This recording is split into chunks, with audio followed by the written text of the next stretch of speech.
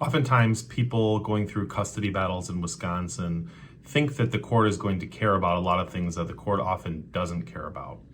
One of those things is narcissism. We get a lot of allegations that my spouse is a narcissist, he or she is a narcissist. Unless there's a diagnosis of narcissistic personality disorder, it's usually not going to go very far with the court. It's such a common allegation that is made by parties, and oftentimes, while it may be true sometimes, oftentimes simply I think what the parties are trying to communicate is the other party is very selfish, which may be one of the reasons for divorce. But it's not going to generally be an allegation that will result in a party receiving less custody or the other party receiving more custody of children.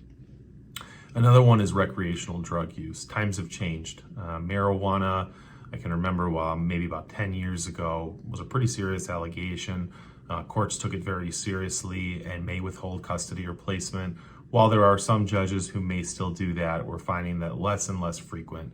Marijuana use for infrequent marijuana use is typically not a factor a court is going to consider strongly when making custody and placement decisions.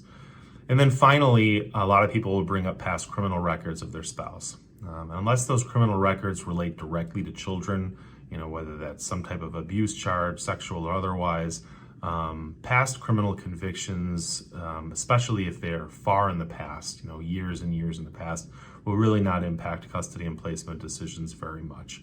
Again, it's case-by-case basis, depends on the judge, depends on the charges.